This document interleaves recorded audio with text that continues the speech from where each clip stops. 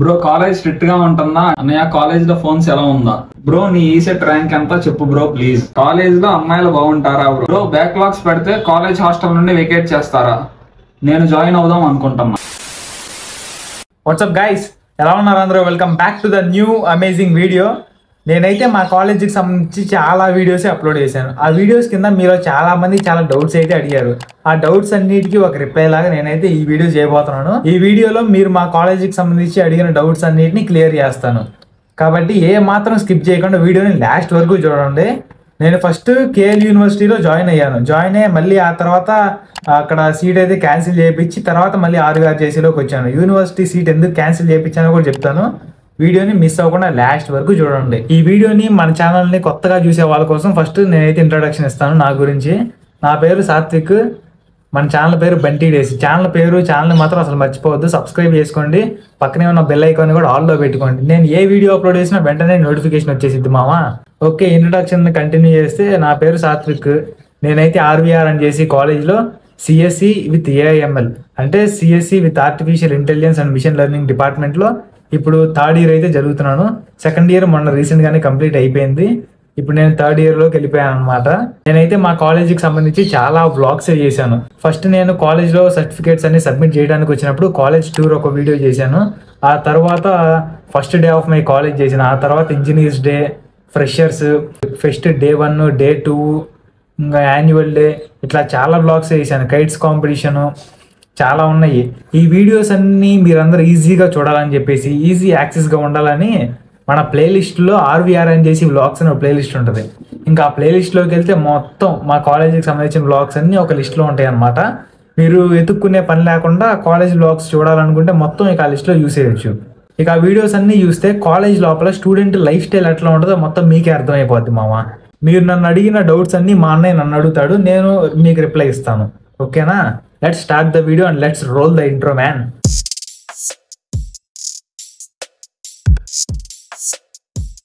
Bro college strict గా ఉంటుందా అంటే ఫోన్స్ ఎలా చేయరా అండ్ హాస్టల్ నుండి బయటికి పంపిరా? Please respond.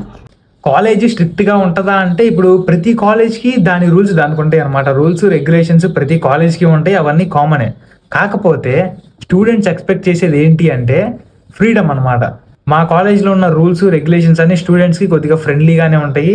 స్టూడెంట్స్ అందరికీ ఎంతో కొంత ఫ్రీడమ్ ఉంటుందని నేనైతే భావిస్తాను. మా ఏరియాలో ఉన్న వేరే కాలేజ్తో కంపేర్ చేస్తే వాళ్ళకి ఏంటంటే యూనిఫామ్ అసలు mandatory. Uniform, ID card, shoes, టక్, ఈ స్లీవ్స్ ఫోల్డ్ చేయకూడదు, ఇవన్నీ మ్యాండేటరీ అనమాట. కానీ మా కాలేజ్లో అట్లా కాదు. Uniform, shirt, pant, ID card ఈ 3 ఉంటే కాలేజ్ లోపలికి అలో చేస్తారు. కానీ వేరే కాలేజ్లోనేమో టక్ వేయాలి, షూస్ కంపల్సరీ ఉండాలి, షూస్లో కూడా బ్లాక్ షూసే ఉండాలి, ఫార్మల్ షూసే ఉండాలి, స్లీవ్స్ ఫోల్డ్ చేయకూడదు. అసలుకి ఇట్లాంటి రూల్స్ అన్ని చాలా ఉంటాయి అనమాట. స్టూడెంట్స్కి నచ్చనివే ఇట్లాంటివి అనమాట.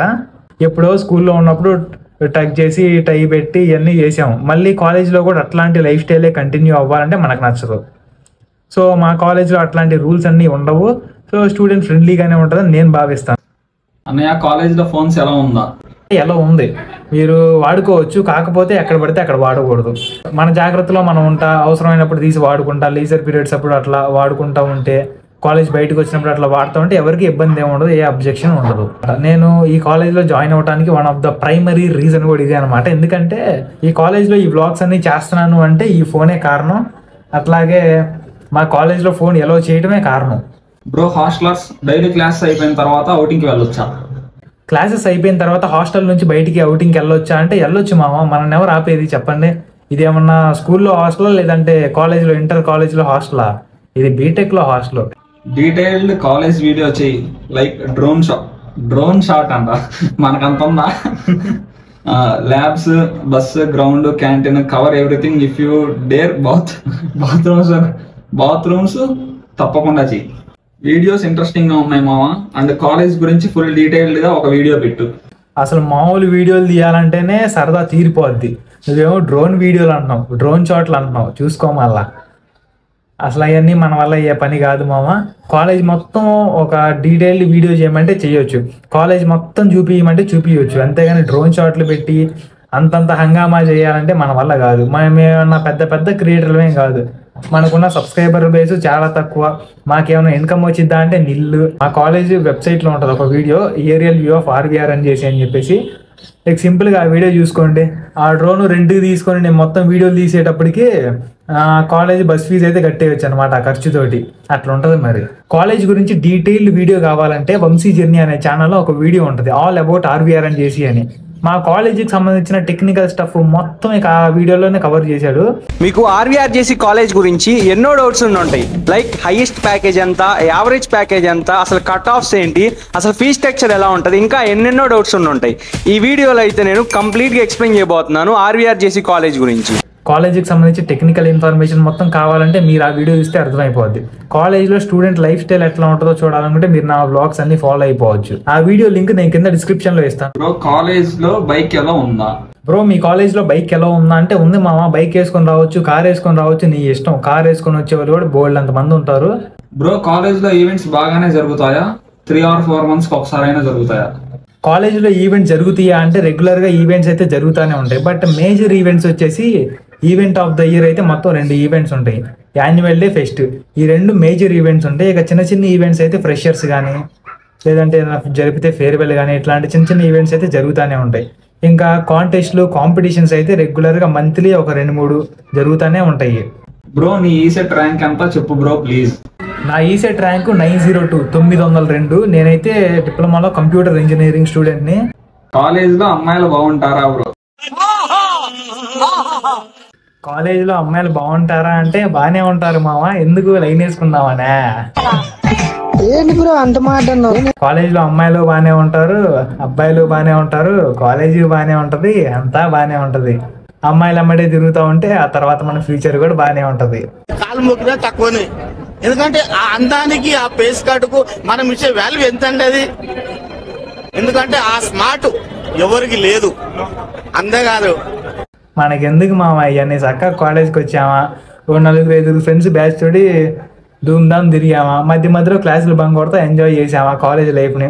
చక్కగా స్టడీని, కాలేజ్ లైఫ్ని, మొత్తం ఎంజాయ్మెంట్ని ఒక లెవెల్లో గ్రాఫ్ ఇట్లా పైకి తీసుకెళ్తా ఉండాలి. మధ్యలో అమ్మాయిలు వచ్చారనుకో అప్స్ అండ్ డౌన్స్, వాలిటాలిటీ ఎక్కువైపోద్ది అనమాట. తిన్నావా? తిన్నా. నువ్వు? తిన్నా. ఏం కూర? ఆనిక్కాయ. మీది? కాకరకాయ. చేదు లేదా? మా అమ్మ చక్కెరేసింది. నీ మాటలు కూడా చక్కెర లెక్క తీయగుంటాయి. అయ్యా super bro. I was also from RVR 2013 to 17th batch. College memories అన్ని గుర్తొచ్చాయి. మా కాలేజ్లో గ్రాడ్యుయేట్స్ కూడా చాలా మంది నా వీడియోస్ చూసి కింద కమెంట్ చేస్తూ ఉంటారు. వాళ్ళు కమెంట్ చేసినప్పుడు అయితే చాలా హ్యాపీగా అనిపించింది. నీ వీడియోస్ అన్ని చూస్తుంటే మా కాలేజ్ డేస్ అన్ని గుర్తొస్తున్నాయని చెప్పేసి చాలా మంది చెప్పారు నాతో. అంటే కమెంట్ చేశారు, ఇన్స్టాగ్రామ్లో డిఎం కూడా చేశారు. అసలు ఆ కమెంట్స్ అన్ని చూస్తుంటే అమేజింగ్, ఇట్స్ అన్ అమేజింగ్ అనిపించింది. బ్రో బ్యాక్లాగ్స్ పెడితే కాలేజ్ హాస్టల్ నుండి వెకేట్ చేస్తారా? నేను జాయిన్ అవుదాం అనుకుంటున్నా. బ్యాక్లాగ్స్ ఉంటే కాలేజ్ హాస్టల్ నుంచి వెకేట్ చేయడం అంటూ ఏముండదు. కాకపోతే ఇక్కడ ఏంటి అంటే మా కాలేజ్లో అయితే ఫస్ట్, సెకండ్, థర్డ్ ఇయర్ వాళ్ళకి మాత్రమే కాలేజ్ హాస్టల్ ఫెసిలిటీ ఉంటుంది. ఫైనల్ ఇయర్ వాళ్ళకి కాలేజ్ హాస్టల్ ఫెసిలిటీ అయితే ఉండదు. ఫైనల్ ఇయర్కి వచ్చిన స్టూడెంట్స్ అందరూ బయట హాస్టల్స్లో కానీ బయట రూముల్లో కానీ ఉంటారనమాట, పీజీల్లో కానీ రూముల్లో కానీ.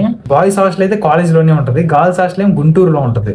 బాయ్స్ హాస్టల్ వాళ్ళైతే ఇక హాస్టల్ ఫీజు కట్టేసుకుంటే సరిపోద్ది. హాస్టల్ ఫీజు కూడా 45,000 ఉంటుంది అనుకుంటా.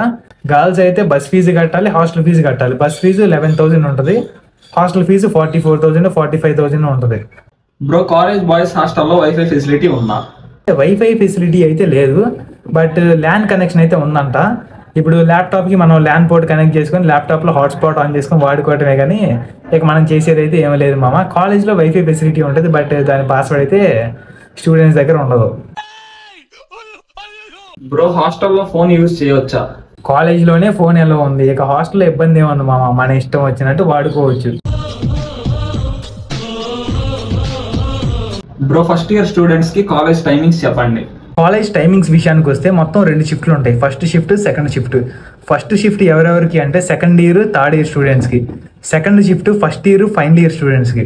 ఫస్ట్ షిఫ్ట్ టైమింగ్స్ వచ్చేసి మార్నింగ్ 7కి బస్సు వచ్చింది, 8కి క్లాసెస్ స్టార్ట్ అవుతాయి, తర్వాత 3కి బస్సు ఎక్కుతారు, 4కి అయితే ఇంటికి వచ్చేస్తారు. సెకండ్ షిఫ్ట్ వచ్చేసి 9కి బస్సు వచ్చింది, 10కి కాలేజ్కి వస్తారు, క్లాసెస్ స్టార్ట్ అవుతాయి. ఆ తర్వాత మళ్ళీ 5కి క్లాసెస్ అన్నీ అయిపోతాయి, 6 కల్లా ఇంటికి వెళ్ళిపోతారు. ఇది సెకండ్ షిఫ్ట్. ఇట్లా మొత్తం 2 షిఫ్ట్లు ఉంటాయి అన్నమాట college. Bunty bro please reply. What's highest package placement for BTech CSC last year? Last year సిఎస్సిలో హైయెస్ట్ ప్యాకేజ్ అంటే 30.3 lakhs అమెజాన్ కంపెనీ వాళ్ళు ఇచ్చారనమాట. అమెజాన్ కంపెనీలో ప్లేసింగ్ స్టూడెంట్కి 30 లక్షల ప్యాకేజ్ వచ్చింది. అదే హైయెస్ట్ ప్యాకేజ్ లాస్ట్ ఇయర్లో. ఇప్పుడు ఈ ఇయర్లో రెసిషన్ ఉంది కాబట్టి కొద్దిగా ప్లేస్మెంట్స్ అయితే తగ్గినాయి. అన్ని కాలేజెస్లో తగ్గినాయి. కాలేజెసే కాదు, యూనివర్సిటీలు, ఎన్ఐటీలు, ఐఐటీలో కూడా తగ్గినాయి అనమాట. ఇంకా దానికి మనం చేసేది ఏం లేదు, మనలో ఉన్న స్కిల్స్ని మనం ఇంప్రూవ్ చేసుకోవాలి, డెవలప్ చేసుకోవాలి. ఒక్కో బ్రాంచ్ ని సెక్షన్ గా డివైడ్ చేస్తారా? లైక్ సిఎస్సి ఏ, బి లాగా, ఆర్ లేటరల్ ఎంట్రీ వాళ్ళని అనదర్ సెక్షన్ గా డివైడ్ చేస్తారా?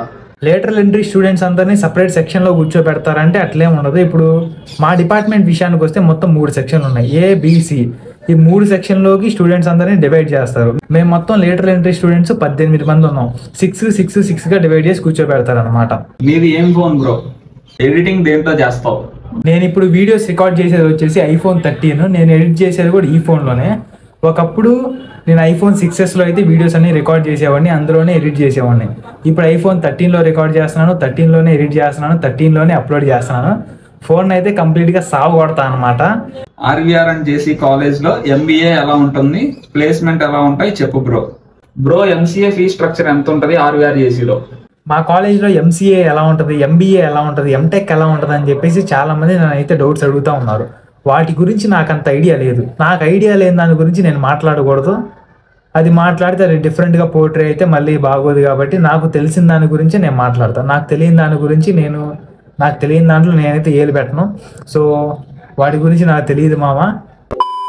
నేను వీడియో స్టార్టింగ్లో చెప్పా కదా మామ, నేను ఫస్ట్ కేఎల్యూలో జాయిన్ అయ్యి ఆ తర్వాత మళ్ళీ ఆర్వీఆర్ అని చేసికి వచ్చాను. అసలు ఏం జరిగింది అంటే మొత్తం టాపిక్, నాది డిప్లొమా కంప్లీట్ అవ్వకముందే, అంటే మాకు ఫైనల్ ఇయర్ ఎగ్జామ్ జరుగుతూ ఉన్నప్పుడే నేను కేఎల్యూలో జాయిన్ అయిపోయాను.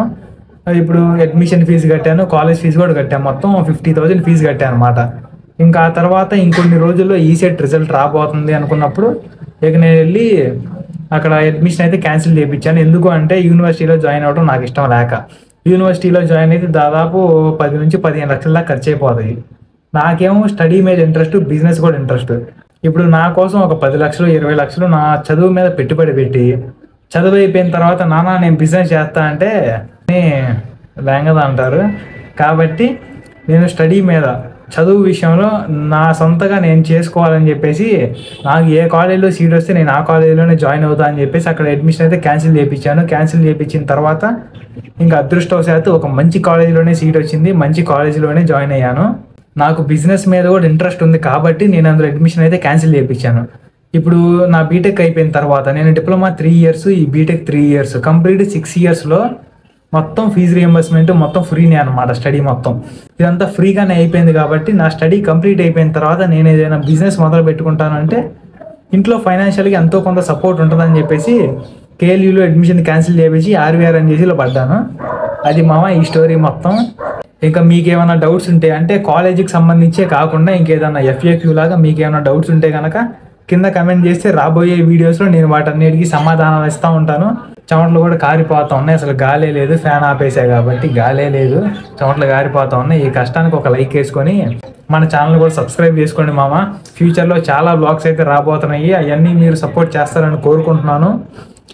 ఓకేనా, see you in the next video. Bye bye.